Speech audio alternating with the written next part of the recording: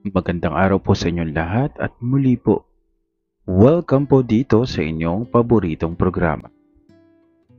Dear Kuya E, ipangalandakan mo na lang ako sa pangalang Ellie, taga Rizal, 32 years old at hindi katangkaran, na may height na 5'6" at moreno, na balas, na madalas mapagkamalang Bombay dahil sa mata at tangos ng aking ilong. Tago ako sa aking pagkatao, Kuya E, dahil sa takot na mahusgahan. Masasabi ko pong late bloomer ako dahil umaasa akong magbabago ang nais ng katawan ko sa paglipas ng mga taon. Marami namang sumusubok na landiin ako, mapa babae o lalaki, pero nag-focus ako sa aking pag-aaral dahil iyon ang pinangako ko sa aking mga magulang. Kaya nang makagraduate at makapagtrabaho ako noong taong 2012 ay hindi ko na tiniis at saka lang ako nakaranas na makipagniig sa kapwa ko lalaki. Ang ibabahagi kong kwento ay nangyari noong taong 2015. Nag-install ako ng Yellow App at aaminin ko, marami na akong na-meet sa naturang app, pero isang gabi na bored, pero hindi naman ako noon. May isang blank profile ang aking nakachat na itago natin sa pangalan na Kaloy. Hindi kami nagpalitan ng picture dahil sa tago din daw siya at nag-aayang makipag-meet. Dahil nga sa wala akong magawa noong gabi na yon, napagdesisyonan kong pumayag. Ang sabi niya ay taga Antipolo siya at sa McDo raw sa tabi ng Antipolo Church kami magkita.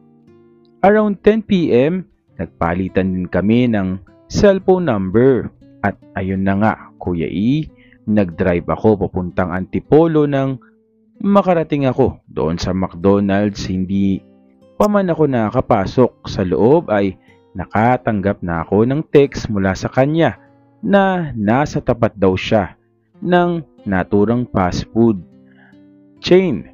Paglingon ko, maraming tao ang nakatayo doon, pero isang lalaki ang nakatingin sa akin. Kuya E, aaminin ko, parang nag-slow mo ang moment na yon. Isang semi-kalbo, may balbas at bigote na well-kept, maputi, matangkad, 5'11" ang height at nasa 30 years old. Naka-jersey siya ng Chicago Bulls at masasabi kong makalaglag brief talaga. Nahiya akong lumapit, Kuya E, kasi hindi ko naman talaga sure kung siya yun, kaya tinawagan ko ang number ng ka-meet up ko. Napansin ko naman, bumunot din ng cellphone ng lalaki at nilagay sa kanyang tenga.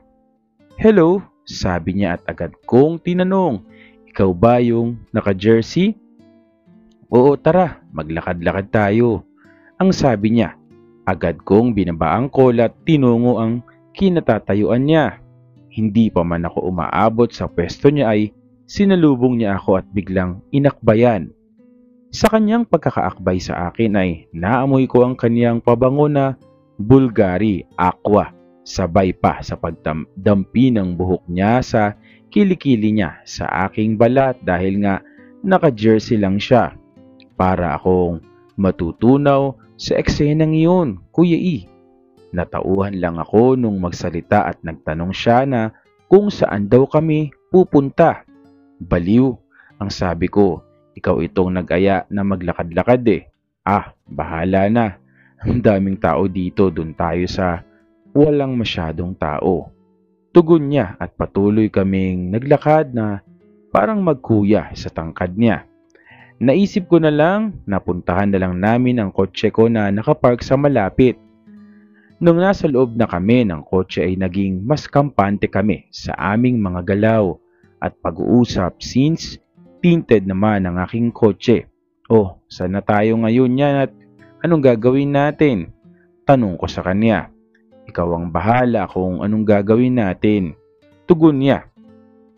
Nag-Google Map ako, Kuya E, at malapit na sa malamig na lugar dahil baka hindi ko na ulit makita itong gagong ito kasi sa tingin ko siya yung tipo na pogi, lalaking lalaki at maghahanap lamang talaga ng pagpaparausan ba. Tapos manggo-ghost na. Pagkarating namin sa malamig na lugar, nag-hazard ako sa harap at lumingon sa kanya sabay turo at sabing, iyon ang gusto ko. Ngumisi lang siya habang iiling-iling sabay sabi ng, sige. Ayun na nga Kuya E, susunod daw siya sa akin sa loob at i-text ko na lang daw sa kanya ang room number. Pagkababa namin ng kotse ay agad kong tinungo ang reception para mag-check-in at siya naman ay nasa labas lang daw muna. Agad kong tinext sa kanya ang room number at naghintay ngunit 15 minutes na akong naghihintay, wala pa rin kumakatok. Tinakbuhan yata ako, sabi ko sa sarili ko. Nang biglang may kumatok at pagbukas ko ng pinto ay si Kaloy na dali-daling pumasok sa kwarto. Humingi siya ng sorry dahil daw sa natagalan siya dahil may iba raw nag-check-in at hinintay niya na matapos siya. Matapos bago siya pumasok, nakaupo lang kaming dalawa sa kama nang ayain niya akong humiga. Ayun na nga, Kuya E, humiga ako sa kanyang braso at dibdib habang nasa ulo niya ang kanyang kabilang braso. Doon ko na inamoy-amoy ang kilikili niya na meron siyang kinikwento pero hindi na ako nakikinig at nag-focus sa pag-amoy at pahima sa dibdib niya kahit may damit pa ito. Nagulat na lang ako nang pisilin ng kamay niya ang tagiliran ko sabay sabi ng, huy, hindi ka naman nakikinig, siguro gigil na gilgil ka na diyan. Diyan, oo nga ang bango mo kasi.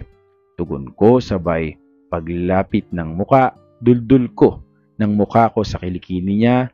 Sandali siyang bumangon at nag-alis ng jersey.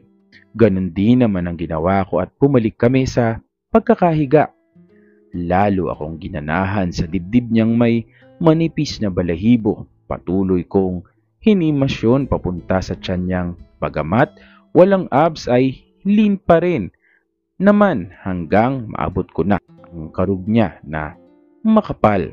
Tinignan ko ang mukha niya habang ginagawa ko iyon nang titigan niya rin ako at hinalikan ng matagal. Hindi ako nagpatalo, Kuya E, at lumaban ako sa paghalik niya. Ako ang bumitaw sa halikan namin upang buksan ang laman ng kanyang shorts. Bumungad sa akin ang paps niyang nagagalit at naglalaway na may sukat na 6 inches at may katabaan.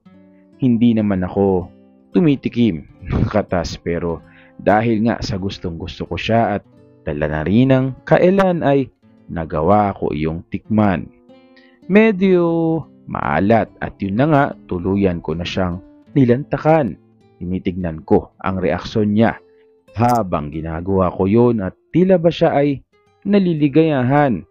Tumirik pa ang mga mata kapag nagagawi ako sa kaniyang lato-lato.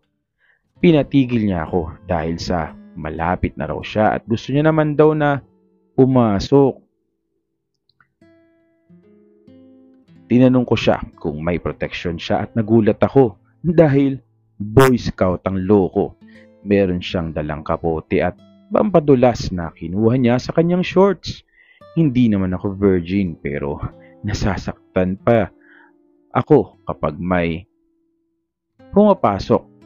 Pero nung gabing yun, ewan ko nga ba, siguro nga dahil ay gustong gusto ko kasi siya. Dahil lang ba sa magaling siya ay konti lamang ang nadama ko na sakit. Puro na lamang yun sarap. Siguro na rin dahil inihanda niya muna ang aking likuran gamit ang daliri. Hindi ko malilimutan ang gabi na yon dahil hindi man niya nilantakan ang aking paps dahil hindi daw siya kumakain noon ay nilantakan naman niya ang ibang bahagi ng aking katawan na kinabukasan. Hindi ako nakapag-topless sa bahay dahil purong chikinini ang dibdib, kilikili, tiyan at hita ko. Minarkahan daw niya ako para daw malaman ng iba na Sa kanya na raw ako na ikinakilig ko. Lumipas ang mga buwan na ganoon ang setup namin.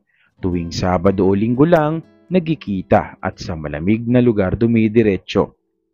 Tanging si Kaloy na pangalan niya lang ang alam ko at hindi ko alam kung saan siya nakatira dahil nagpapababa lang siya sa sakayan at minsan naman inihatid niya lang ako sa entrance ng subdivision kung saan ako nakatira. Isang araw ay nag-text siya sa akin na magkita raw kami kasi may ipapakilala siya sa may Inares Center sa Antipolo at may perya daw doon. Dahil nga malapit ang Kapaskuhan, napagkasunduan namin na magkita bandang alas 7 dahil kikitain daw niya ako pagkatapos niyang sumamba.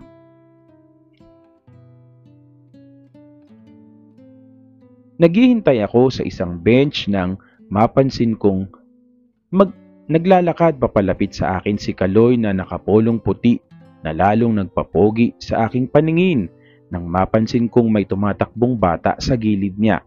Nasa 3 years old ang bata na ipinakilala sa akin ni Kaloy.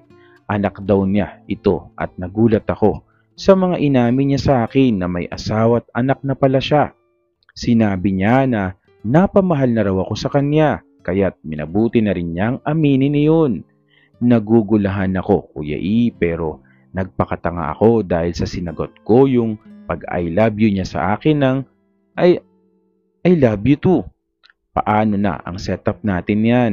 Tanong ko sa kanya. Ganun pa rin pero gusto kita at gusto ko na tayo na. Tugon niya at ayun na nga. Sinagot ko ng oo. Sinil namin ng handshake ang kasunduan namin na kami na at isa na akong kabit.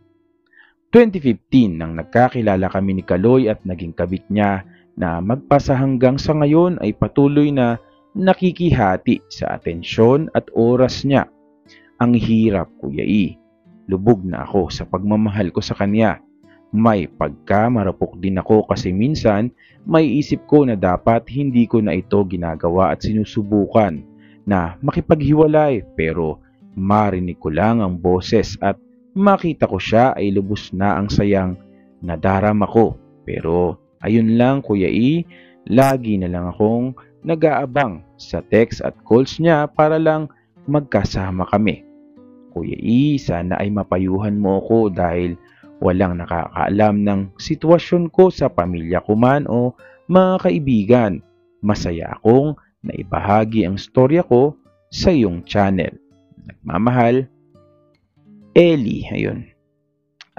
Sinabi mo na may pinakilala siya sa iyong anak pero parang hindi ko naman yata nabasa o nabanggit na ano ba yung kanilang estado ng kanyang asawa. Well, though sinabi mo na kabit nga, so baka nga I assume na okay pa rin naman silang dalawa nung asawa niya, no? Pero kung ako sa'yo, siguro kahit na nga ba masakit, kung alam mo namang masasaktan at masasaktan ka pa rin sa huli, ay pwede mo na ring putulin at ang inyong relasyon kasi hindi mo naman alam kung ano ba talaga, paglalaban ka ba niya o magiging talunan ka o magiging kabit ka lang talaga habang buhay. So, marami pang mga pwedeng mga mangyari sa buhay.